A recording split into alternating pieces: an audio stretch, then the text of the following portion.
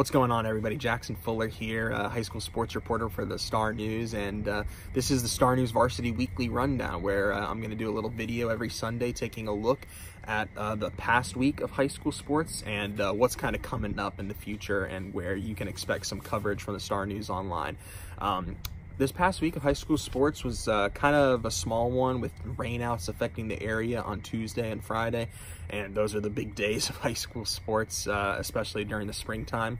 But we did have two really big results that I just want to touch on, notable for the grand scheme of the Mid-Eastern Conference race, and one of them was in softball, where West Brunswick rallied past Hoggard, scored 3 late runs in the bottom of the 6th, shut the door in the top of the 7th, and entered a crucial victory over a young but talented Vikings team. So West Brunswick stays in first place in the Mid-Eastern Conference, and we'll get back to the Trojans a little bit later in this video. And then in girls soccer, the Laney girls soccer team earned an impressive 3-0 victory over Ashley on Wednesday, and that's a big win for the Buccaneers because they stay just one game behind Hoggard in the Mid-Eastern Conference standings.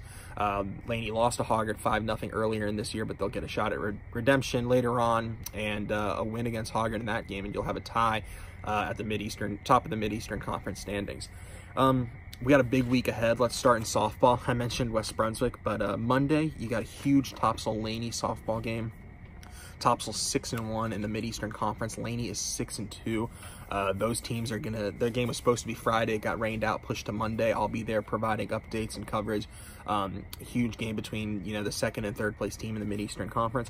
And then Friday, West Brunswick travels to Topsail. So you could have a scenario where Topsail softball beats Laney and then wins their other game in the week on Tuesday, and plays West Brunswick, with both teams 8-1 in the conference, tied for the lead. West Brunswick did beat Topsail earlier in the year, so they can clinch a season sweep and take a game lead over the Pirates, where Topsail, even though they lost to West Brunswick earlier in the year, 1 win, if they go undefeated this week, they'll be at the top of the Mid-Eastern Conference standings. So big softball week, especially for the Topsail Pirates up in Hampstead. I will definitely be there on Monday covering that game against Laney. Friday, we got a huge boys lacrosse game, Hoggard and Laney. Laney nearly beat Hoggard the last time those two teams played. It was Hoggard's closest Mid-Eastern Conference game of the season.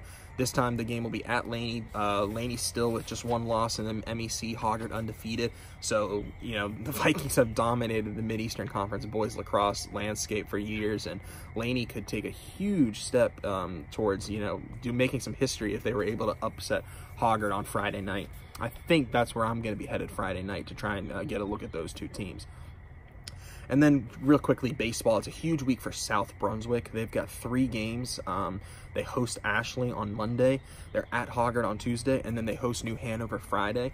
I think South Brunswick's one of the more talented teams in the area. They're 4-3 in the league. The league's very difficult. So, that's not an exemplary record, but they, everyone's kind of beating each other up. Ashley's 5-3 in second place. Everyone except for New Hanover, that is, who's 8-0. So, South Brunswick against Ashley, that's a huge game. The Cougars beat the Screaming Eagles earlier in the year. If they can do that again, and then beat Hoggard on Tuesday, that would put them at 6-3 going into a game against New Hanover. And if any team wants any chance at catching the Wildcats, they've got to win that game.